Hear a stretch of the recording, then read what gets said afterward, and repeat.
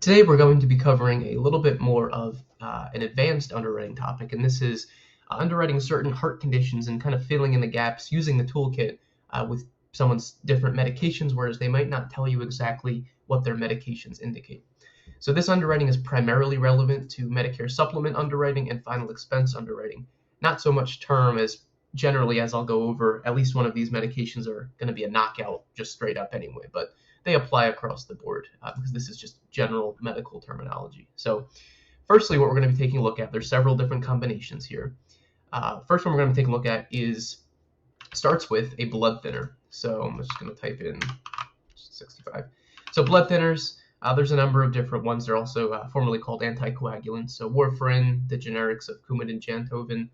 There's Xarelto, Savasa, Eliquis, Pradaxa. There's a number of different ones. There's also some that get administered intravenously, which typically you'll never see in the field, like Acova or heparin. Those are typically done with a doctor's supervision. But in pill form, what they take every day, you'll usually see one of those. So these are, blood thinners can be prescribed commonly after a cardiac event or sometimes after no cardiac event, but to hopefully prevent one. So let's just say this person had a heart attack many years ago, we'll say 2014, and they've been taking it ever since. Then we're going to put in a diuretic. So common diuretics are furosemide is a very common one. Spironolactone is another. So clients will often call these water pills or fluid pills because they're designed to reduce, they help the person excrete more urine and reduce fluid buildup. So we're going to type in spironolactone. And this can be, sometimes the client will just say fluid. If they tell you, I just take it for my fluid, it would be here, but it can be sometimes directly taken for a number of other conditions. We're just going to do high blood pressure today, so controlled. And we'll say it was first filled in 2016, or just about.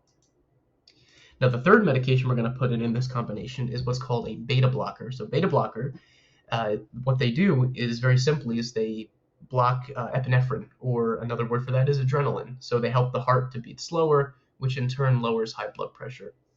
So an example of a common beta blocker is carvedilol. Carvedilol is actually an alpha beta blocker, but essentially the same thing. If I could spell, I can put it in. So carvedilol will just say same thing. Client says they just take it for high blood pressure. So we're going to key that in. We'll say first fill, about 2016, and finish. So you can see based on this combination, the software enters congestive heart failure. Now, does this person, if you ask them, do you have heart failure before you go through the underwriting, they might not tell you that they do. Their doctor might not have told them specifically, and oftentimes we forget that these people can have many different things going on. They're not always the end-all be-all of what's actually going on with them. They don't always know exactly what things indicate, especially from an underwriting perspective. So in this case, if we really think about it, we have a blood thinner, which on its own isn't a big deal with most carriers because it's been first filled for a while. We have spironolactone, which again on its own isn't necessarily the end of the world, and the same thing with the carvedilol, but all three taken together, this is pretty much the hallmark indication of, or one of the hallmark indications of congestive heart failure, because you have a blood thinner, a diuretic, and a beta blocker. So you want to make sure that in this case, if I was submitting an application to a carrier, if I took, we'll just run the case here with CHF. If I run it with CHF, we can see it really limits my, we have graded, modifieds, EIWL. You don't really have any level options on this case. If I was to take the CHF off and I was just to run this how the client told me, you can see that I'll get a number of different level options where the client, even though certain things will be flagged, that will tell you they might be flagged, it tells you a number of level options, which in reality, these carriers aren't going to approve all this level. So we're helping you fill in the gaps on this case by adding CHF, because if an underwriter sees this combination, they're going to know that this just isn't somebody with only high blood pressure. So what we're going to do now is we're going to clear this out.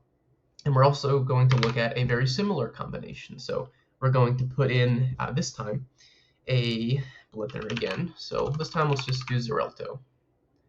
So we'll say same deal. The person had, well, let's just say thrombosis, blood clot, a while ago, 2016. Let's say it's not chronic. Then we're going to put in atenolol, which is another example of a beta blocker. So commonly used for high blood pressure, we'll put that in there. And now we are going to put in, instead of a diuretic, we're going to put in what's called a calcium channel blocker, which very simply limits the buildup of calcium. limits the movement of calcium through the arteries. So we're going to put in a common one, which is nifedipine. So nifedipine for high blood pressure, we'll say. And, we'll put the first fill back to 2016. So because of these three medications, so again, this is a blood thinner, beta blocker, and calcium channel blocker, we auto-add CAD. Now, this is a combination that this person could very well have CHF. They could very well have other heart issues, but at the very least, if you see somebody who is taking the combination of a calcium channel blocker, blood thinner, and a beta blocker, at the very least, they likely have coronary artery disease. So this is, again, this is someone who is, if they're taking this combination of medications, not even counting anything else that they're definitely taking, this is not someone with just high blood pressure and someone taking the blood thinner for a blood clots many years ago. This is someone who has a more serious condition. So again, same thing here in this case. If we run it with CAD, it's going to limit my options a little bit. We're still going to have some level options, a number of them actually, but some carriers who care about this, especially on the Medicare supplement side, will get filtered out.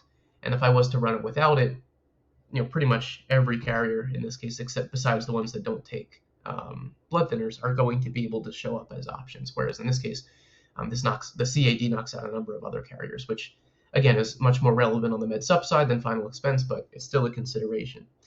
And when we add these things, it's also an indication for you as the agent to maybe ask a little bit more in terms of questions to the person. Have you had any other cardiac events? Have you had any other hospitalizations? It kind of throws that flag for you to look into that case a little bit further before you submit it. So outside of these, there's a number of other heart conditions that people can have. A lot of them are directly indicated by medications, such as atrial fibrillation. Medications taken for that can include Diuretic and others. But in this case, these combinations, I think, are really important to show that if you have someone's medications, it's always best to enter those instead of the health conditions themselves. Because if I was underwriting this client and I just kind of disregarded the medications, the client might tell me, oh, I have high blood pressure and I take this blood thinner because I had blood clots 7 years ago. Maybe you would want to press them on the name of the blood thinner, but most agents, when they hear high blood pressure, they just write off the case. They don't really care to look into it further. You just figure it's lisinopril or something else. Whereas in reality, a lot of these declines that you might get are policy ratings that maybe you don't look into, they don't really make sense. And many times the carrier is not just going to directly tell you why they declined or modified it, and you just might assume something came up. Could actually be right in front of your eyes. It could have just been the combination of the medications that person is taking. And if you just understood those medications a little bit better, ideally by using the toolkit, you can actually underwrite that case accurately. And in this case, I would maybe, if I was submitting it with, let's just see a carrier who cares about this. LBL maybe. I'm sure they care about CAD too, but whatever the reason might be, if I was to, here we go. So GCU, if I was to take off the CAD, maybe I would try to submit it preferred, but in actuality, it's going to go modified because of the CAD. Otherwise, I might submit it preferred. So that's a great example of a case of a potential rating decline that I can avoid simply by putting in all of the person's medications. So that's just a quick overview of some basic combinations, and you'll see a number of other combinations in the system for things like asthma, diabetic complications, and others. But whenever you see the light bulb come up in a condition auto add, always double check the combination of someone's medications. Make sure you're asking them follow-up questions so that you don't miss anything, because in that case, we're indicating that there's probably something more going on beneath the surface than the client might know about or might be indicating to you.